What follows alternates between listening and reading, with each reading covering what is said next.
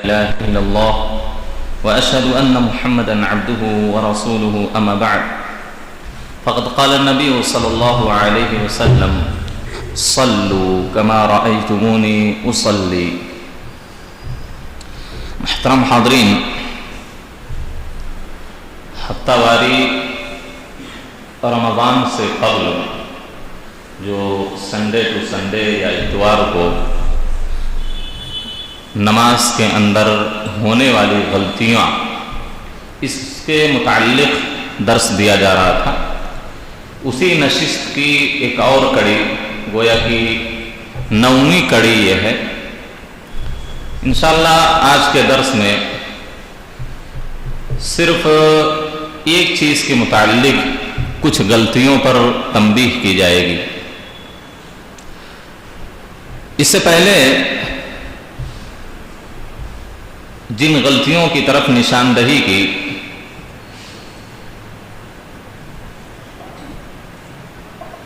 ذہن میں وہ چیزیں نہیں آ رہی ہیں کہ کیا کیا چیزیں آپ کے سامنے رکھی گئی ہیں، لیکن پھر بھی کچھ چیزیں آپ کے سامنے اس کے بعد رکھنے کی کوشش کی جا رہی. نماز کے اندر ہونے والی غلطیوں میں سے ایک غلطی یہ بھی ہے کہ نماز کے اندر جہاں بہت سارے ارکان ہیں، جیسے رکوع ایک رکن ہے، سجدہ ایک رکن ہے، آخری تشہد ایک رکن ہے، سلام رکن ہے، سورہ فاتحہ، اس طرح سے بہت سارے ارکان. تو ایک رکن سے دوسری رکن کی طرف منتقل ہونے کے لیے یا ایک حالت سے دوسری حالت کی طرف منتقل ہونے کے لیے کوئی نہ کوئی ذکر ہے نماز کے اندر. اب دیکھیے، رکوع میں جانے کے لیے ذکر ہے، رکوع سے اٹھنے کے لیے ایک ذکر ہے، سجدے میں جانے کے لیے ایک ذکر ہے، سجدے سے اٹھنے کے لیے ذکر ہے، نماز سے فارغ ہونے کے لیے بھی ایک ذکر ہے، اور نماز میں داخل ہونے کے لیے بھی ذکر ہے. تو ایک رکن سے دوسری رکن کی طرف منتقل ہونے کے لیے ایک ذکر اللہ نے مشروع قرار دیا. رکوع میں جانے کے لیے ہم کون سا ذکر کرتے ہیں؟ اللہ اکبر. رکوع میں جانے کے لیے ہم لوگ اللہ اکبر کہتے ہیں، اور رکوع سے اٹھنے کے لیے سمی اللہ لمن حمیدہ کہتے ہیں. ان دونوں اذکار میں ہم لوگ بہت غلطی کرتے ہیں. وہ کیسے؟ حالانکہ نماز سب پڑھ رہے ہیں، سب اللہ اکبر کہہ کے رکوع میں جا رہے ہیں، ہر کوئی نماز رکوع سے اٹھنے کے لیے سمی اللہ لمن حمیدہ ہی کہتا ہے. لیکن غلطی کہاں پر کر رہا ہے انسان؟ غلطی یہ کر رہا ہے کہ ہر ذکر کا ایک محل ہے، ایک مقام ہے. اس مقام میں، اس محل ہی میں اس ذکر کو کرنا. اگر اس مقام میں یا اس محل میں آپ ذکر نہیں کر رہے ہیں تو گویا کہ وہ دوسرے مقام میں یا دوسرے محل میں آپ کا ذکر ہو رہا ہے، جو کہ جائز اور درست نہیں. رکوع میں جانے کے لیے اللہ اکبر کہنا ہے.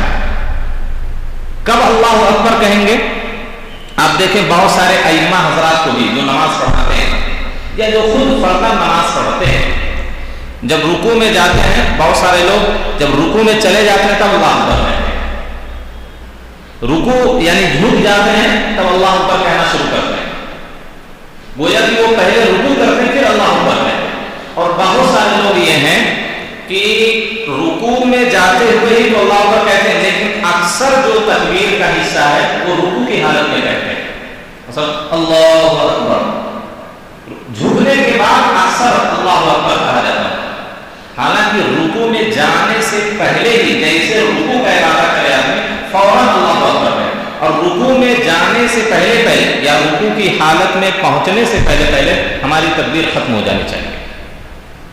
آخر رکوع میں جو ہم لوگ اللہ اکبر کہہ رہے ہیں، کیا یہ رکوع کا ذکر ہے؟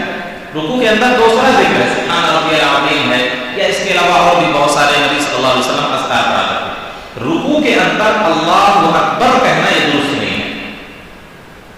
جمہور اہل علم تو کہتے ہیں مکروہ، لیکن حنابلہ، امام احمد بن حنبل وغیرہ اور ان کے متبعین کا کہنا ہے جان بوجھ کے اگر رکوع کی حالت میں کوئی اللہ اکبر کہتا ہے، یعنی جھکنے کے بعد اللہ اکبر کہا، تو کہا کہ اس کی نماز باطل ہے، پھر سے وہ نماز لوٹائے.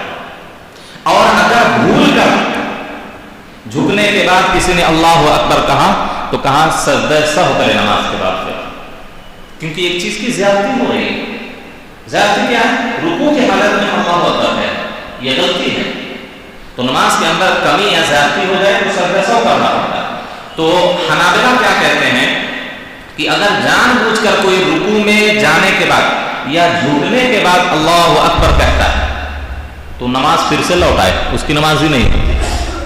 اور اگر بھول کر کسی نے ایسا کر لیا تو نماز پڑھنے کے بعد سجدہ سہو کرے. اب دیکھیے یہ معاملہ بڑا سنگین ہے، کیونکہ بعض علماء کہتے ہیں نماز باطل ہو جاتی ہے.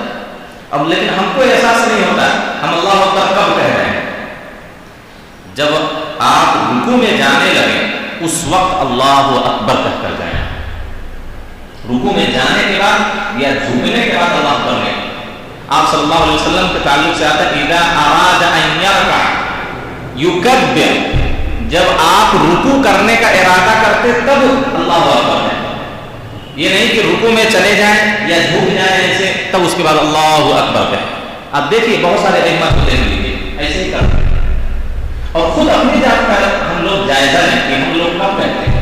اسی وجہ سے کہا جاتا ہے، اسی وجہ سے میں آپ کو بتاؤں نماز کے اندر خشوع اور خضوع، دل اور دماغ کا حاضر ہونا یہ سب سے اہم چیز ہے.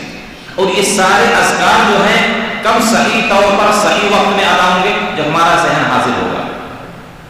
بس اوقات ہم جماعت کے ساتھ بھی نماز پڑھ رہے ہوتے ہیں، امام صاحب رکوع میں چلے جاتے ہیں، ہم دوسری فکر میں لگے ہیں، خاص طور پر صرف بھی نماز ہوئی پتہ نہیں ذہن ہمارا کہاں گردش کر رہا ہے. امام گیا رکوع میں جلدی سے ہم لوگ چلے جاتے ہیں، حالانکہ اس آدمی کو احساس نہیں کہ اس کی نماز خراب ہو گئی، اس کی نماز باطل ہو جائے گی. تو کہنے کا مطلب یہ ہے کہ رکوع میں جیسے جانے کا آپ ارادہ کریں تو اللہ اکبر بول کر جائیں، یعنی جھکنے کے بعد اللہ. اسی طریقے سے آپ کو میں بتلاؤں رکوع سے اٹھتے ہوئے کیا کہنا چاہیے؟ سمیع اللہ لمن حمیدہ کہنا چاہیے. لیکن کب کہنا چاہیے؟ کتنے لوگ ہیں آپ دیکھیے ادھر امام ابھی سمیع اللہ لمن حمیدہ نہیں کہہ پاتا پورا، پیچھے سے ربنا ولک الحمد، ربنا ولک الحمد، ابھی امام سمیع اللہ لمن حمیدہ پورا نہیں کہا، ادھر سے ربنا ولک الحمد کی آواز شروع ہو جائے. یہ امام سے آگے بڑھنا ہے. امام سے آگے بڑھنا یہ حرام ہے. جماعت کے ساتھ نماز ادا پڑھ رہے ہیں، امام سے کسی بھی صورت میں آگے نہیں بڑھ سکتے. اسی وجہ سے اللہ کے رسول نے کیا کہا وَلَا تُكَبِّرُوا حَتَّى يُكَبِّرْ، تم لوگ اس وقت تک تکبیر نہ کہو جب تک امام اپنی تکبیر نہ کہہ لے. جب امام اپنی تکبیر کہہ لے تب ہم کو کہنا ہے. جب امام سمیع اللہ لمن حمیدہ کہہ کر ختم کر دے تب ربنا ولک الحمد کو کہنا. اسی طریقے سے سمیع اللہ لمن حمیدہ کہنے میں غلطی ہوتی ہے. کچھ لوگ کیا ہے پہلے کھڑے ہو جاتے ہیں پھر اس کے بعد کہتے ہیں سمیع اللہ لمن حمیدہ. نہیں، جیسے آپ ارادہ کریں، آپ سبحان ربی العظیم سبحان ربی العظیم 3 مرتبہ یا جو بھی ذکر آپ رکوع کے اندر پڑھتے ہیں، جب آپ کھڑے ہونا چاہیں فوراً کہیں سمیع اللہ لمن حمیدہ. کھڑے ہونے تک کیا ہے آپ کا سمیع اللہ لمن حمیدہ تمام ہونا چاہیے. کچھ قاری حضرات جو ہوتے ہیں جن کو شریعت کا صحیح طور پر علم نہیں ہے، مصلی پہ کھڑے ہو جاتے ہیں نماز پڑھانے کے لیے، وہ کھینچتے ہیں سمیع اللہ لمن حمیدہ. ہم لوگ کب کہیں گے؟ جب آپ کی 1 منٹ تک سمیع اللہ لمن حمیدہ چلے گی تو ہم لوگ کب کہیں گے؟ کب تک انتظار کریں گے امام صاحب کی ختم ہونے کا؟ یہ حالت نماز کے اندر بالکل درست نہیں. ایک تو کھڑے ہونے کے بعد کہیں گے اور لمبی قرات کے ساتھ مد و کھینچ کے 2-4 مد سمیع اللہ لمن حمیدہ نہیں، اب سمپل کہیں سمیع اللہ لمن حمیدہ خلاص. تو کہتے ہوئے ہی اٹھنے، یہ نہیں کہ جب کھڑے ہونے کے قریب ہو جائیں تب کہنا شروع کریں سمیع اللہ لمن حمیدہ، کیونکہ اس کا محل کیا ہے؟ قیام کی حالت میں سمیع اللہ لمن حمیدہ نہیں کہتے، رکوع سے اٹھتے وقت ہم کو سمیع اللہ لمن حمیدہ کہتے ہیں. تو اس میں بھی ہماری غلطی ہوتی ہے. آپ خود اپنی ذات کا جائزہ لیں، کبھی دیکھیں یا پھر ہم ان اذکار کو کب کہتے ہیں. جب ہم کھڑے ہونے قریب ہو جاتے ہیں تو کہتے ہیں سمیع اللہ، نہیں، آپ اٹھتے ہی کہیں. کھڑے ہونے تک آپ کا یہ ذکر ختم ہونا چاہیے. یہ کھڑے ہونے کی حالت کا ذکر نہیں بلکہ رکوع سے اٹھنے کا ذکر ہے، رکوع سے قیام کی طرف منتقل ہونے کا ذکر ہے، قیام کا ذکر نہیں. تو لہذا قیام میں اس ذکر کو کرنا جائز نہیں ہے. حنابلہ کے یہاں ہم نے کہا جان بوجھ کر کوئی کرتا ہے تو نماز اس کی باطل ہو جاتی ہے. ورنہ اکثر اہل علم کے یہاں بلکہ کسی بھی عالم کے یہاں یہ جائز نہیں ہے. نہ تو صحابہ سلف صالحین آج تک جتنے بھی علماء ہوتے ہیں جو سلفی علماء ان کے یہاں یہ جائز نہیں ہے, مکروہ ہے. تو ہر ذکر کا جو مقام ہے, جو محل ہے, جو وقت ہے, اسی محل میں, اسی مقام میں, اسی وقت میں ہم کو ذکر کرنا. اگر ہم نے پہلے کر لیا تب بھی غلطی ہے, ہم نے بعد میں کیا تب بھی غلط ہے. تو رکوع میں جاتے وقت ہم سمیع اللہ اکبر کہیں, اور رکوع میں پہنچنے سے پہلے ہاتھ رکھنے سے پہلے ختم ہو جانا چاہیے اللہ اکبر. اور اسی طرح رکوع سے اٹھتے ہوئے سمیع اللہ لمن حمدہ کہیں, اور اٹھتے کیا ہے سمیع اللہ لمن حمدہ ہمارا ختم ہو جانا چاہیے. یہ نہیں کہ جب کھڑے ہونے لگے یا کھڑے ہونے کے قریب ہو جائیں تب سمیع اللہ لمن حمدہ کہیں, یہ ہماری نماز اس سے خراب ہو سکتی ہے. بات آئی سمجھ میں؟ آپ کو حدیث سناتا ہوں. ابو ہریرہ رضی اللہ تعالیٰ عنہ کہتے ہیں کہ کان رسول اللہ صلی اللہ علیہ وسلم اذا قام الى الصلاة يكبر حين يقوم. جب آپ صلی اللہ علیہ وسلم نماز کے لیے کھڑے ہوتے تو جب کھڑے ہونے کا ارادہ کرتے تب اللہ اکبر کہتے, اور پھر ثم يكبر حين يركع, جب رکوع کرتے تب اللہ اکبر کہتے. یعنی کہ رکوع جب کر لیتے تب, رکوع جب ارادہ کرتے تب کہتے. ثم يقول سمع اللہ لمن حمدہ حين يرفع صلبه من الركعة. پھر اس کے بعد آپ سمع اللہ لمن حمدہ کہتے. ثم يقول وهو قائم, پھر جب آپ اچھی طرح سے کھڑے ہو جاتے تب کیا کہتے ربنا ولک الحمد. مقتدی لوگوں میں کیا ہوتا ہے, رکوع سے کھڑے ہوتے ہی کیا کہتے ہیں ربنا ولک الحمد. یہ رکوع سے کھڑے ہونے کا ذکر نہیں, چاہے آپ جماعت کے ساتھ پڑھ رہے ہو یا تنہا پڑھ رہے ہیں, امام ہو مقتدی ہو یا تنہا ہم اکیلے نماز پڑھ رہے ہیں, رکوع سے کھڑے ہونے کا ذکر کیا ہے سمیع اللہ لمن حمدہ. لیکن امام جب سمیع اللہ لمن حمدہ کہتا ہے تو لوگ رکوع سے کھڑے ہوتے وقت کہتے ہیں ربنا ولک الحمد. بالکل درست نہیں. اکثر لوگوں کا یہی حالت, رکوع سے کھڑے تو ہیں جماعت کے ساتھ ربنا ولک الحمد. ربنا ولک الحمد کب کہنا ہے؟ اللہ کے رسول صلی اللہ علیہ وسلم کے تعلق سے ابو ہریرہ بیان کرتے ہیں ثم یقول وهو قائم, جب آپ ایک دم سیدھے کھڑے ہو جاتے, رکوع سے کھڑے ہونے کے بعد سیدھے ہو جاتے تب کہتے ربنا ولک الحمد. بلکہ دوسری حدیث میں آتا ہے آپ صلی اللہ علیہ وسلم کے تعلق سے,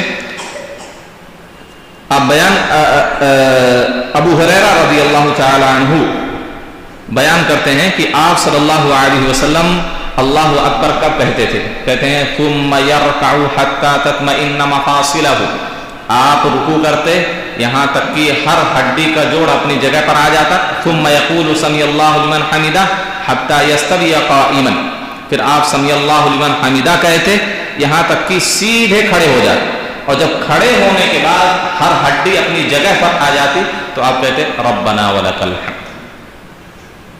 تو رکوع سے کھڑے ہونے کے وقت ربنا ولک الحمد نہیں کہتے. اصل میں مسئلہ یہاں سے پیدا ہوتا ہے کہ مقتدی لوگ سمیع اللہ لمن حمدہ کہتے ہیں. یہاں مسئلہ ہے, دیکھیے مقتدی بھی سمیع اللہ لمن حمدہ کہے گا. جماعت سے اگر ہم پڑھ رہے ہیں, یہ نہیں کہ امام سمیع اللہ لمن حمدہ کہے گا تو مقتدی ربنا ولک الحمد کہیں گے, نہیں. مقتدی بھی اور امام دونوں سمیع اللہ لمن حمدہ رکوع سے اٹھتے ہوئے کہیں گے, اور جب سیدھے کھڑے ہو جائیں گے تب کہیں گے ربنا ولک الحمد, تب کہیں گے. اگر آپ رکوع سے کھڑے ہونے کے وقت سمیع اللہ لمن حمدہ کے بجائے ربنا ولک الحمد کہتے ہیں تو یہ آپ نے جو ذکر ربنا ولک الحمد کیا ہے وہ اس کے مقام میں, اس کے وقت میں نہیں کیا ہے, کیونکہ رکوع سے کھڑے ہونے کا ذکر سمیع اللہ لمن حمدہ نہیں, ربنا ولک الحمد نہیں بلکہ سمیع اللہ لمن حمدہ. ربنا ولک الحمد کہنے کا وقت کیا ہے؟ جب آدمی صحیح طور پر کھڑا ہو جائے. تو ہم ایک دوسرے کی مخالفت کریں, یہ ذکر کیا ہے ہم پہلے کر لے رہے ہیں, ابھی ہم صحیح طور پر کھڑے نہیں ہوئے ربنا ولک الحمد کہہ رہے ہیں. تو ہر چیز کا ایک ذکر ہے. رکوع سے کھڑے ہونے کے وقت سمیع اللہ لمن حمدہ, جب کھڑے ہو جائیں گے مکمل طور پر تب ربنا ولک الحمد کہیں. اور ایک بات اور بتلا دیتا ہوں, ربنا ولک الحمد بلند آواز سے کہنا جائز نہیں. کتنی بار لوگوں کو منع کیا گیا ہے بلند آواز سے مت, جیسے دیگر اذکار آپ پڑھتے ہیں، رکوع میں جاتے وقت اللہ اکبر آہستہ کہتے ہیں، سجدے میں جاتے وقت اللہ اکبر آہستہ کہتے ہیں، سجدے کی دعائیں آہستہ پڑھتے ہیں، اسی طرح رکوع سے کھڑے ہوتے وقت بھی آپ ربنا ولک الحمد نہیں کہنا. کتنے لوگ تو بہت بلند آواز سے کہہ دیتے ہیں ربنا ولک الحمد. نہیں، نماز کے اندر جب امام آپ جماعت کے ساتھ پڑھ رہے ہیں، کسی بھی صورت میں آپ کے لیے ذکر کرنا یا سورہ فاتحہ بلند آواز سے پڑھنا یا ثنا پڑھنا یا تشہد میں دعائیں پڑھنا یہ آپ کے لیے جائز نہیں. کسی بھی مقتدی کے لیے جائز نہیں کہ وہ جماعت کے ساتھ نماز پڑھ رہا ہو بلند آواز سے ذکر کرے یا تلاوت کرے، یہ جائز نہیں. اسی طرح ربنا ولک الحمد بھی جب آپ کہیں تو آہستہ کہیں، بلند آواز سے نہ کہیں. بات آئی سمجھ میں؟ بلند آواز سے ہم کو ربنا ولک الحمد نہیں کہنا. ایک اور چیز رکوع ہی کے متعلق ایک اور ذکر، وہ کیا ہے؟ رکوع کے اندر اطمینان ہونا چاہیے. اطمینان، سکون سے رکوع کرنا. یہ نہیں کہ اللہ اکبر سمی اللہ اکبر، نہیں، رکوع کے اندر اطمینان ہونا چاہیے، سکون سے ہم کو ایک رکن ادا کرنا چاہیے. اگر ہمارے رکوع کے اندر اطمینان نہیں پایا گیا، سکون نہیں پایا، ٹھہراؤ نہیں پایا گیا، جلد بازی پائی گئی تو ہماری نماز باطل ہو جاتی ہے. آپ دیکھیں وہ حدیث آپ کو معلوم ہے، ایک مرتبہ حذیفہ ابن الیمان رضی اللہ تعالی عنہ نے ایک آدمی کو نماز پڑھتے ہوئے دیکھا جو رکوع مکمل نہیں کر رہا تھا. رکوع کیا ہے؟ مکمل نہیں کر رہا تھا. آپ نے کہا کہ ما صلیت، تم نے نماز ہی نہیں پڑھی. دیکھ، صرف رکوع اس کا صحیح نہیں کر رہا. کیا کہا؟ تم نے نماز ہی نہیں پڑھی.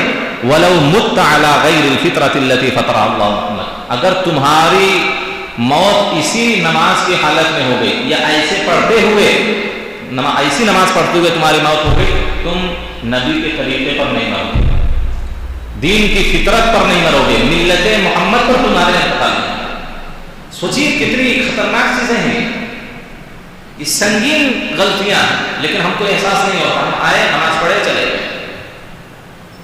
یہ ہمارے اندر یہ شعور پیدا ہونا چاہیے، احساس پیدا ہونا چاہیے کہ ہم جو یہ نمازیں یا عبادتیں کر رہے ہیں وہ صحیح ہیں کہ نہیں صحیح، اس کی فکر ہمیشہ ہونا چاہیے. جو بھی ہم نیکیاں کر رہے ہیں وہ صحیح طور پر ادا کر رہے ہیں کہ نہیں کر رہے ہیں. صرف کر لینا یہ خوبی نہیں ہے، صحیح طور پر کر لینا یہ خوبی ہے. ورنہ نماز پڑھنے والے کتنے لوگ نماز پڑھتے ہیں بتائیے؟ اور مسلمانوں کے اندر سینکڑوں فرقے ہیں، سب نماز پڑھ رہے ہیں. شیعہ بھی نماز پڑھ رہے ہیں، فلاں بھی پڑھ رہے ہیں، فلاں بھی پڑھ رہے ہیں، فلاں بھی پڑھ رہے ہیں.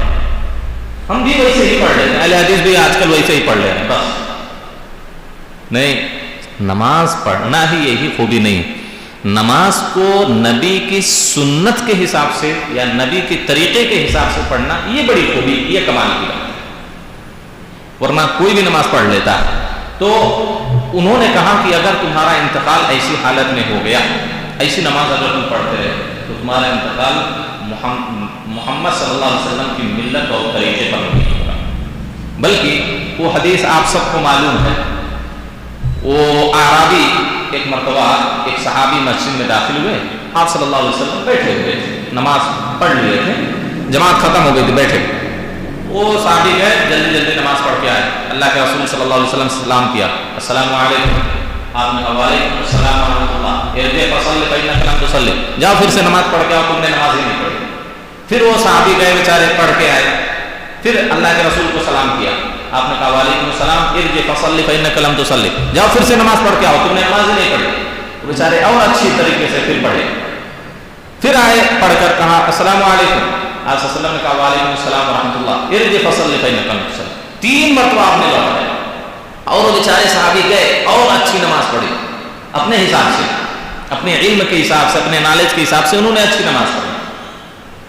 آپ صلی اللہ علیہ وسلم نے 3 مرتبہ ان کو کہا کہ جاؤ پھر سے نماز پڑھو، تم نے نماز پڑھی ہی نہیں ہے. حالانکہ نماز وہ پڑھ نہیں رہا ہے. آپ صلی اللہ علیہ وسلم کہہ رہے ہیں نماز ہی نہیں پڑھی. کیوں؟ حدیث کے اندر آتا ہے کہ وہ صحابی کیا ہے، جلدی جلدی نماز پڑھ رہے تھے. وہ صحابی نے کہا اللہ کے رسول میں اب اس سے اچھی نماز پڑھ ہی نہیں سکتا، جتنا مجھ سے ہو سکتا تھا اتنی اچھی میں نے نماز پڑھ لیا، اس سے اچھی نماز اب میں نہیں پڑھ سکتا. فعلمنی، لہذا اللہ کے رسول کیسے نماز پڑھنا مجھے سکھایا۔ آپ صلی اللہ علیہ وسلم نے کہا اذا قمت الى الصلاۃ، جب تم نماز کے لیے کھڑے ہو تو اچھی طرح سے پہلے وضو کرو، مکمل وضو کرو، ثم استقبل القبلہ، پھر قبلے رخ ہو جاؤ، قبلے رخ کھڑے ہو جاؤ، فکبر، اللہ اکبر کہو، ثم قرأ ما تيسر معك من القرآن، پھر قرآن کی جو بھی صورت ہے، جو بھی حصہ تم کو یاد ہو وہ پڑھ لو، ثم ارکع، پھر تم رکوع کرو، حتی تطمئن راکعا، یہاں تک کہ اطمینان سے سکون سے تم رکوع کر لو۔ اب اطمینان سکون کیسے ہوگا؟ حدیث کے اندر آتا ہے کہ یہاں تک کہ ہر ہڈی اپنی جگہ پر آ جائے۔ ہم لوگ ابھی کیا ہے، جب جلد بازی میں لوگ رہتے ہیں، ابھی صحیح طور پر جھکے بھی نہیں ہیں، سمی اللہ لمن حمدہ کر کے کھڑے ہو جائے، ایسے لوگوں کی نماز نہیں، وہ 1000 مرتبہ پڑھ لے نماز نہیں۔ آپ صلی اللہ علیہ وسلم نے کہا کہ تم مرکع، پھر تم رکوع کرو، حتی تطمئن راکعا، یہاں تک کہ خود اطمینان سے رکوع تم کر لو، ثم ارفع حتی تعتدل قائما، پھر تم کھڑے ہو یہاں تک کہ ایک دم سیدھے کھڑے ہو جاؤ۔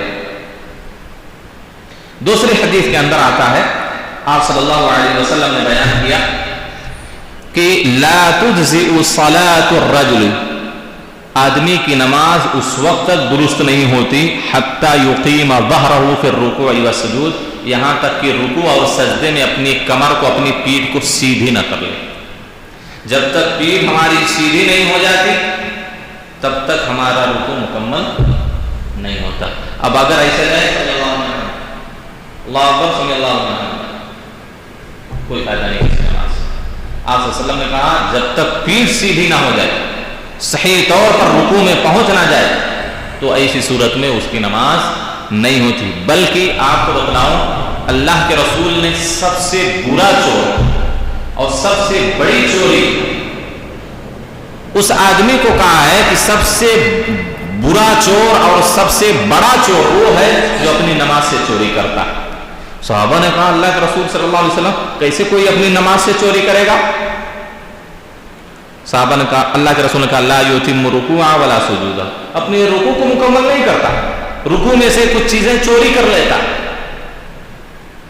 یہ سب سے برا چور ہے جو اپنی نماز سے چوری کرتا ہے، رکوع مکمل نہیں کر رہا ہے، دیگر ارکان مکمل نہیں ادا کر رہا ہے۔ آپ صلی اللہ علیہ وسلم نے کہا یہ انسان سب سے بڑا چور ہے۔ بلکہ کہا کہ لا یقیم صلبہ فی الرکوع، اپنی پیٹھ کو کیا ہے رکوع میں برابر نہیں رکھتا ہے، سیدھا نہیں رکھتا ہے، لہذا ایسے انسان کا اللہ کے رسول صلی اللہ علیہ وسلم نے کہا کہ اس کی نماز ہی نہیں ہوتی۔ حدیث کے اندر آتا ہے، آپ صلی اللہ علیہ وسلم کے تعلق سے ابو ہریرہ رضی اللہ تعالی عنہ بیان کرتے ہیں کہ آپ صلی اللہ علیہ وسلم جب رکوع کرتے اس طور پر رکوع کرتے کہ آپ کی ساری ہڈیاں اپنی جگہ پر آ جائیں، پھر جب کھڑے ہوتے اتنی دیر تک کھڑے ہوتے کہ ساری ہڈیاں پھر اپنی جگہ پر واپس آ جائیں، حتی یأتی کل عظم،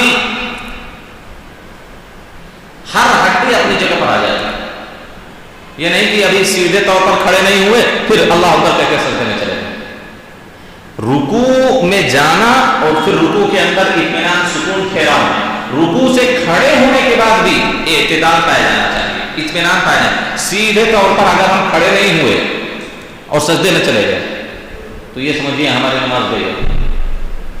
آپ صلی اللہ علیہ وسلم نے صحابی کو کیا سکھایا کہ ثم ارفع حتى تعتدل قائما، 3 مرتبہ آپ نے لوٹایا، جاؤ پھر سے نماز پڑھو، نماز نہیں پڑھی۔ آپ نے کہا جب تم رکوع سے کھڑے ہو تو اس طور پر کھڑے ہو کہ ساری ہڈیاں تمہاری اپنی جگہ پر آ جائیں، تم ایک دم سیدھے کھڑے ہو جاؤ، اطمینان ٹھہراؤ ہونا چاہیے، اس کے بعد تم پھر سجدے میں جاؤ۔ تو یہ رکوع کے اندر بھی اعتدال ہونا چاہیے، اطمینان، اور رکوع کے کھڑے ہونے کے بعد بھی اعتدال اور اطمینان ہونا چاہیے۔ رکوع کیسے مکمل ہوگا؟ 4 چیزیں کم سے کم ہمارے رکوع کے اندر اگر پائی جائیں تو ہمارا رکوع مکمل ہو جائے گا۔ پہلی چیز کیا ہے؟ وضع الیدین علی الرکبتین، اپنے دونوں ہاتھوں کو دونوں گھٹنوں پر رکھنا۔ اب رکھیں گے کیسے؟ آپ صلی اللہ علیہ وسلم کے تعلق سے آتا ہے کان اذا رکع فرج اصابعہ، جب آپ رکوع کرتے اپنے دونوں ہاتھوں کو اپنے دونوں گھٹنوں پر انگلیوں کو پھیلا کے رکھتے ہیں، اس طرح نہیں کہ اس طرح ایسا رکھ لیتے نہیں، یہ زہد یہاں یہ سب نہیں چلتا ظاہری دیکھا۔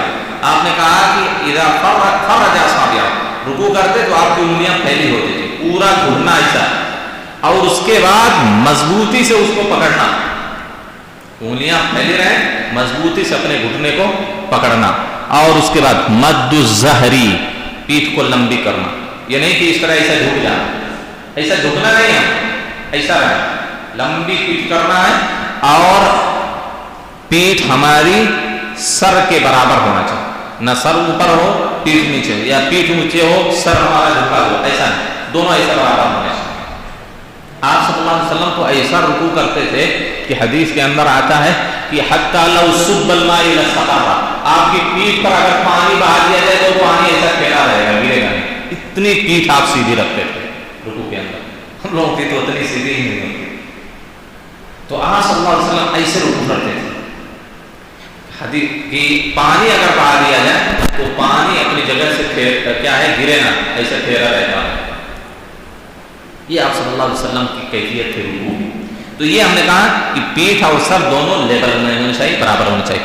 اور چوتھی یا پانچویں چیز یہ ہے کہ اتنی دیر تک وہ رکوع کرے کہ ہر عضو اپنی جگہ پر آ جائے، ہر عضو کیا ہے اپنی جگہ پر آ جائے۔ بعض علماء نے کہا کہ اتنی دیر تک رکوع کرے کہ کم سے کم وہ 3 مرتبہ سبحان ربی العظیم کہے، جو ذکر رکوع کے اندر واجب ہے کرنا، تو ایک بار یا 3 بار کیا ہے وہ ذکر کر لے تو گویا کہ رکوع کے اندر اطمینان پایا گیا، سکون پایا گیا۔ تو یہ 4-5 چیزیں ہمارے رکوع کے اندر اگر پائی گئی تو گویا کہ ہمارا رکوع مکمل ہے۔ عبداللہ بن عباس رضی اللہ تعالی عنہ کہتے ہیں ایک آدمی نے آپ صلی اللہ علیہ وسلم نے نماز کے مسائل کے بارے میں سوال کیا۔ آپ صلی اللہ علیہ وسلم نے کیا کہا؟ رکوع کی کیفیت جب بیان کی تو کہا اذا رکعت فضع کفیک علی رکبتیک، جب تم رکوع کرو تو اپنے دونوں ہتھیلیوں کو اپنے دونوں گھٹنوں پر رکھو، حتی تطمئن، یہاں تک کہ تم اطمینان حاصل کر لو۔ وَإِذَا سَجَدْتَ فَأَمْكِنْ جَبْهَتَكَ مِنَ الْأَرْضِ، اسی طرح دوسرے حدیث میں آتا ہے انه اذا رکع سوا ظہرہ، جب آپ رکوع کرتے تو اپنی پیٹھ کو بالکل برابر رکھتے، بالکل برابر رکھتے۔ تو ان ساری حدیثوں سے ہم کو یہی معلوم ہوا کہ رکوع کے اندر ہماری پیٹھ اور سر دونوں برابر ہونے چاہیے، نہ سر اٹھا ہو پیٹھ نیچے، دونوں برابر ہونا چاہیے، اور اپنے دونوں ہتھیلیوں گھٹنوں پر انگلی پھیلا کر رکھیں اور مضبوطی سے پکڑیں، اور اس کے ساتھ ساتھ کیا ہے کہ ہر ہڈی ہماری اپنی جگہ پر آ جائے، ہم کو اطمینان اور سکون حاصل ہو جائے، یا کم سے کم اس میں ہم جو واجب ذکر ہے رکوع کے اندر وہ واجب ذکر ہم کر لیں، تو گویا کہ ہمارے رکوع کے اندر اطمینان ہو جائے گا۔ اسی وجہ سے آپ صلی اللہ علیہ وسلم نے کیا کہا؟ فَإِنَّهَا لَا تَتِمُّ صَلَاةُ أَحَدِكُمْ حَتَّى يُسْبِغَ الْوُضُوءَ كَمَا أَمَرَهُ اللَّهُ، تم میں سے ایک آدمی کی نماز اس وقت تک مکمل اور درست نہیں ہوگی جب تک کہ وہ رکوع اس طرح نہ کرے حتی تطمئن مفاصلہ، کہ ہر جوڑ کے اندر اطمینان آ جائے، وتسترخی، اور اپنی اپنی جگہ لے لے ہر جوڑ، ثم یقول سمی اللہ لمن حمدہ، پھر سمی اللہ لمن حمدہ کہہ کر کھڑا ہو، ثم یستوی قائما، پھر اس طرح سیدھا کھڑا ہو کہ حتی یقیم صلبہ، اس کی پیٹھ بالکل سیدھی ہو جائے۔ ہمارے بعض حضرات لوگ کیا کرتے ہیں؟ سمی اللہ لمن حمدہ ربنا ولک الحمد، اللہ صحیح طور پر کھڑے نہیں ہوتے، پھر سجدے میں چلے جائیں۔ آپ صلی اللہ علیہ وسلم کی حدیث ہے کہ اس آدمی کی نماز مکمل یا درست نہیں ہوتی۔ تو رکوع سے کھڑے ہونے کے بعد بھی سیدھا کھڑا ہونا ہے، اس سیدھے کھڑے ہونے کے بعد پھر ہم کو اللہم ربنا ولک الحمد، یا ربنا ولک الحمد، یا ربنا لک الحمد، آپ صلی اللہ علیہ وسلم سے سب ثابت ہے، جیسے آپ کہنا چاہیں کہہ سکتے ہیں۔ خلاصہ کلام پورے درس کا کیا ہوا؟ پورے درس کا خلاصہ یہ ہوا کہ رکوع یہ نماز کا ایک بنیادی رکن ہے۔ آپ صلی اللہ علیہ وسلم کی صحیح حدیث ہے کہ الصلاۃ ثلاث، نماز 3 چیزوں کا نام، ایک تو طہارت، دوسری حصہ کیا ہے وہ رکوع، اور تیسرا حصہ سجدہ، تین چیزوں کا نام۔ تین چیزیں گویا کہ رکوع ایک بنیادی رکن ہے نماز کا، اگر یہ صحیح طور پر ادا نہیں ہوا یہ رکن تو گویا کہ ہماری نماز باطل ہو جائے گی، یا کم سے کم تو ہماری نماز کیا ہے، ناقص رہے گی، مکمل نہیں ہوگی۔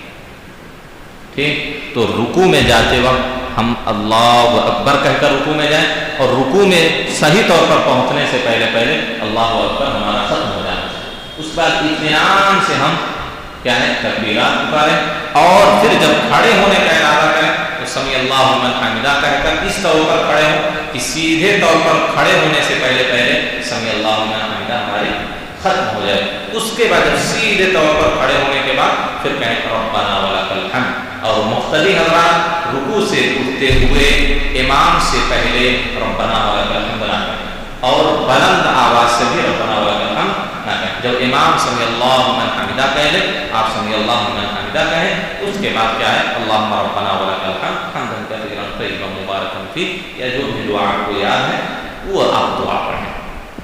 بات آئی سمجھ میں؟ انشاءاللہ اس کے بعد اور جو بقیہ چیزیں ہیں اس کی طرف آپ کی رہنمائی کی ہے۔ اللہ رب العالمین سے دعا ہے کہ اللہ ہم تمام لوگوں کو سنت کے مطابق نماز ادا کرنے کی توفیق دے، آمین۔